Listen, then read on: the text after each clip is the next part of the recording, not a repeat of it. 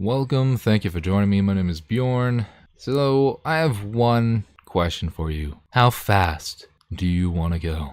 If the answer to that is 630 feet within one round of combat, then I think I have the build for you.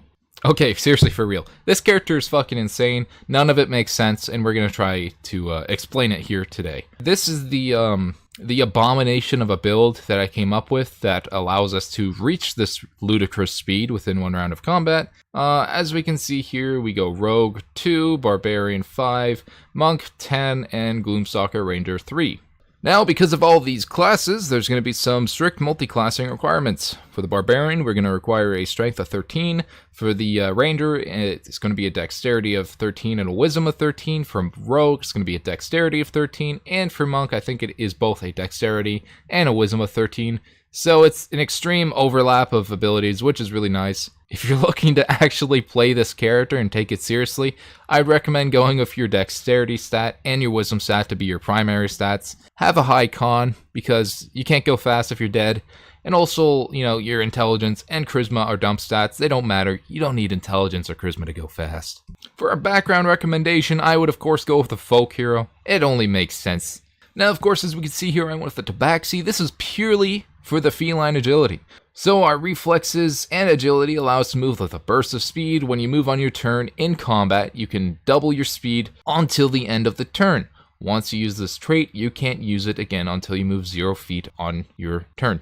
It's pretty balanced, I would say. We're just going to abuse it a little bit. So let's go ahead and get into the build. So I started out with the Rogue. I decided this because, gain a whole bunch of proficiencies. And I'm playing a cat person, so it feels fitting. Go with whatever proficiencies you want. I just went with things that I felt would be fitting a cat. So persuasion, that terrible pun. But besides that pun that I now feel gross about, let's go ahead and move on. We gain expertise, choose whatever you want. Sneak attack, doesn't really matter. Thieves' Cant, doesn't really matter. But this is what matters here for us, the cunning action. We're able to do quick thinking, blah, blah, blah, blah, blah. Mainly with this, we gain the dash action as a bonus action for us, which is pretty awesome. And that's all we needed from Rogue. This is where you can go into any number of these three things of your choice.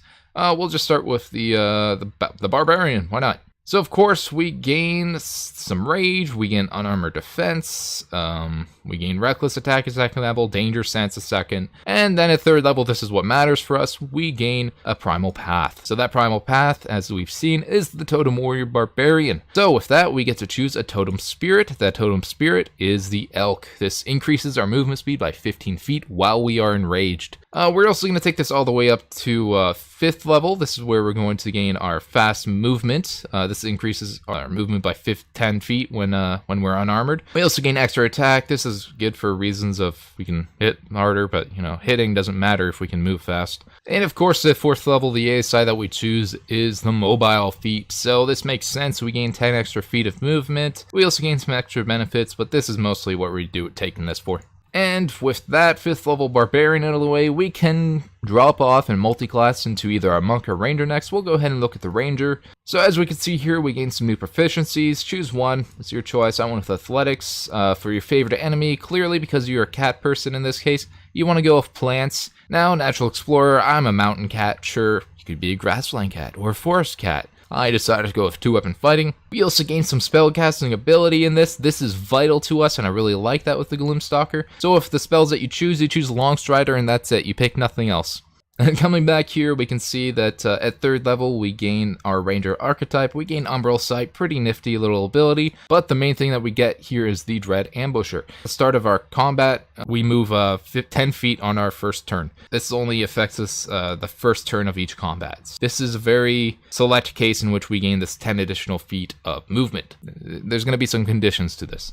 And of course, with the Ranger 3 out of the way, now we can dip into our Monk. Of course, you can multi-class however you want with this. At 1st level, we gain Unarmored Defense. This is probably the one that you're going to want to be using over the Barbarian one. You choose one or the other, not both. This will go with our Dex and Wisdom modifier. We also gain Martial Arts, we gain Ki, we gain Unarmored movement at 2nd level, 10 extra feet there, pretty awesome. We're going to get a consistent increase to our unarmored movement within this class as we go. And at 3rd level, we gain our monistic tradition. I decided to go with the Drunken Master here. Didn't find any real benefit to going with any of those. They don't really increase your speed in other ways. However, with this, we gain our Drunken Technique. Essentially, when we use our flurry of blows, if you're looking to actually play this character, this could help with being able to just juke in and out of shit.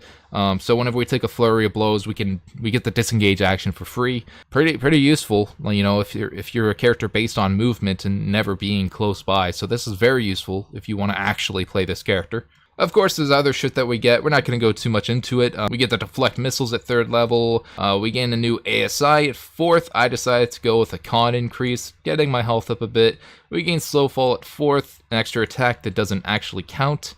We also get Stunning Strike at 5th, Tipsy Sway, pretty neat ability, kind of acts like a little bit like the athlete feat, being able to punch things and make sure they're magical. We get an increase to our unarmored movement, and then Evasion at 7th, Stillness of Mind. We get a new ASI. I decided to, screw it and go with the athlete feat here because holy shit, that is a disgusting pun.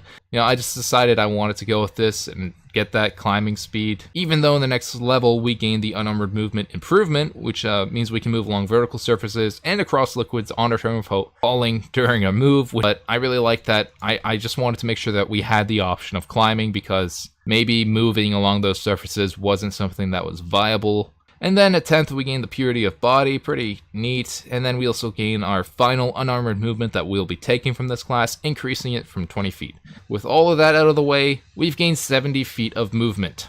Alright, so let's go over some basics here that we can understand with this class. So, with being the rogue and having the bonus action to dash, we can move, and then we can bonus action dash, and then action dash. So right now our movement speed without increasing anything goes from 70 to 140 to 210. Yeah, I did math right. So without any of the buffs or anything, we're at a speed of 210 per round. So, that's okay, but let's increase that a little bit more. Alright, and as you could tell, I wasn't taking into account the feline agility there. That was for mostly because it'd be more pointless math. Let's go ahead and just get into what we need to do in order to get to the speed that we're looking for. When we rage, our speed is increased by plus 15. With our gloom speed at the start of our combat, we gain a plus 10. And then the spell speed we gain from long stride is a plus 10. So this is equal to O2 105 speed. With peak conditions. This is very select conditions. So the conditions for this to be met is that before combat, you are going to be casting Long Strider on yourself. And then bonus action, you are going to rage. Long Strider is not a concentration spell. Once it is cast, it is just there on you. And then Raging will give us that increase to our 10, to our 15 plus speed there. And then once combat initiates, we're going to be getting a plus 10 there, which increases to 105. Now, of course, there's one thing that you're going to have to get a party member to help you out with, is that if you don't take damage before the next round of combat, which is going to be likely since you're initiating the combat in this very specific condition, your rage will drop. So, in order to gain the full benefit of this rage, you're going to need one of your party members to punch you in the jaw, or something like that, just give you a little bit of a nudge, and keep you enraged. And that condition should be easily met. Conditions are met, everything's perfect in the world, nothing went not according to plan. Now we take our feline agility with all of that speed at a 105,